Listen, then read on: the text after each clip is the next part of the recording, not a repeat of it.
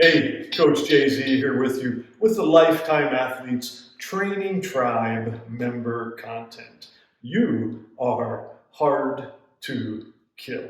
And that's because you maximally develop your strength, speed, power, endurance, and agility, helping you to kick A at, in, and for life.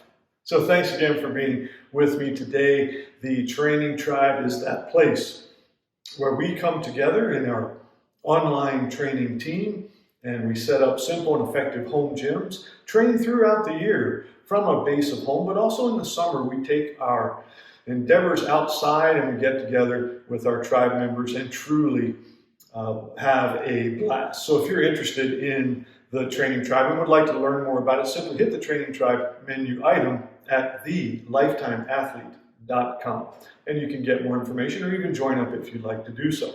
So what we're going to do in today's video is go over the beginning, starting on February 1st, of our strength training block. So we're emphasizing strength, we're doing that for 3 months, and we're starting out with some basic compound lifts and working through some things like rate of perceived exertion, repetitions in reserve, double progression method, and other things. We'll also be tuning up our nutrition, coming off of that metabolic reset, and really looking at how you can leverage your protein intake to maximize muscle protein synthesis and strength and hypertrophy gains. So those are the things we're going to be covering. And what I'm going to do in this video is I'm going to go over the basic movements. I think everyone's going to be very familiar with them, but also give you some visual demonstrations of the warm-up procedures and a few tidbits which will help you. The member programming document has both in table and text form detailed explanations of these things, so you can always refer back to that, but I think this video is going to be helpful. Thanks again for being with me, and let's get right to that. So this week and month, we're going to be using a push-pull legs split, and workout A is our pushing session. The prep or warm-up begins with some push-ups, and feel free to use any technique that you like and also experiment with your hand placement. From there, we move to the Russian twist. Find that lean back balance point, knees bent, heels up, and rotate the medicine ball from side to side, optional to touch the floor. With the bench press, ideally you'd have an Olympic barbell and a rack, but whatever you have is going to work. Here I am using a hook lying position just to work on my stack a bit, but you can certainly use a feet flat on the floor technique.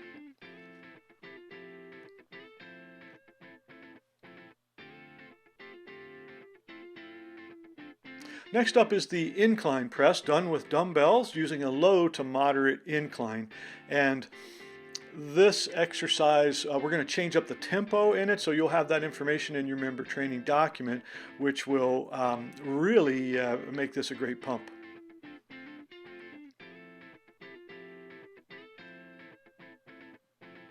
Okay, from there we move into the dumbbell lateral raise using a forward low position to begin, and then we raise up and out to the sides to about ear height, and the arms are tracking in a path that's somewhere between the side and the front, the natural scapular plane, which your shoulders will tell you where to go.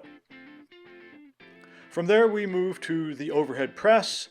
Can be done with any implement that you prefer. I like doing mine with the sandbag. It gives me just a great workout. It's more comfortable for my shoulders. But again, feel free to experiment and find the loading method that works best for you.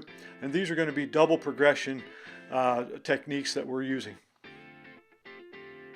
Finish up with some level 1 cardio at about 10 to 20 minutes. Workout B is our pulling session, and it's going to begin with some prep or warm-up using a unilateral or one-arm row with your tubing, where you really reach forward and down into those 3 planes of motion and then pull back and retract and squeeze with all of the back muscles and the arm. Great way to warm up and get quite a bit of dynamic movement into the body. From there, you'll transition over to your pull-up bar, and you're going to be doing the hanging leg raise or hanging knee raise. This is with bent knees, and you're simply pulling the knees up to a relatively high position, maybe trying to show the soles of the feet up towards the ceiling as you get more advanced. And it's a great way to, again, work on loosening up the pulling muscles as well as waking up the trunk. Once the warm-up is completed, move directly into the deadlift exercise. This is our major pulling movement. It's a compound lift. It's the hinge pattern. Here I'm using a trap or hex bar, but you can use a straight bar. You can even use heavy dumbbells if you have those, or 5-gallon buckets loaded with sand, gravel, or even water. We just want to be able to create a good load and work on this movement pattern.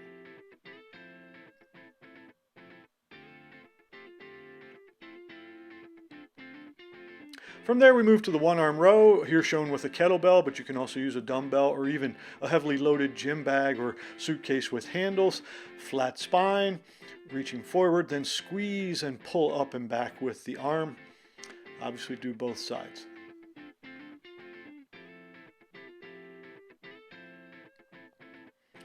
Next up is the pull-up. Can be done as an assisted pull-up, a standard pull-up, or a weighted or loaded pull-up, or a combination of all that in order for you to get through your sets.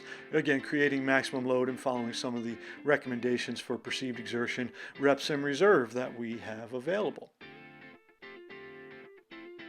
Following your pull-ups, you'll finish out with the arm farm, the gun show, and that's the curl, the barbell bicep curl or barbell curl.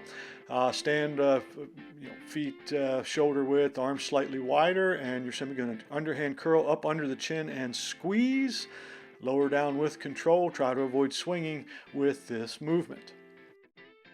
Workout B concludes with some cruise intervals using our evidence-based polarized training model, 7 times 1 minute level 2, 1 minute at level 1, using any mode, free choice aerobic.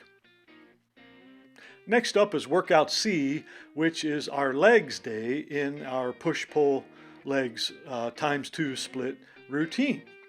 We're going to begin by activating the legs with some forward, backward dynamic swings. And so simply find some place where you can hold on to something stable and swing your legs back and forth in a comfortable manner, trying to explore range of motion and limber up as much as possible.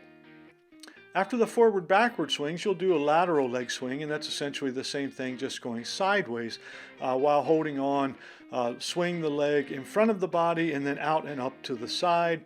You can decide how much you want to allow the leg to cross midline or to have your body rotate with the leg. That's fine. Just make it a personalized warm-up procedure. After the leg swings, we have a little fun with some jumping and hopping. These are T-hops. So how that works is we put down some tape and simply hop out to the ends of the T with each foot and then with both feet times 2. Following that, we're at the goblet squat, and the goblet squat allows us to load in the front of the body, maintain a fairly upright stance or position, and also to achieve good depth. If you have any trouble getting down with this, you can place a board under your heels or move the weight forward out in front of you a bit more.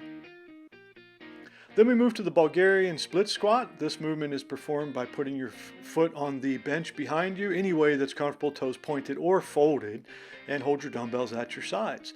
Lower to your max comfortable depth and then press up out of it. Do all the reps on one leg before doing the set on the other side.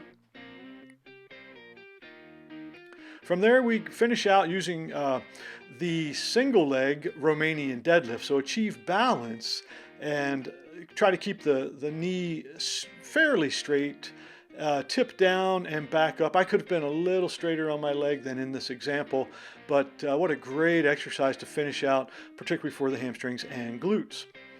When you complete the lifts, you're going to do some high intensity repetition training using your jump rope, and that's 4 times 90 seconds jumping and then 30 seconds resting. So it's a great little interval session. Hey guys, thanks so much for being with me today. You're awesome, and enjoy this week's training.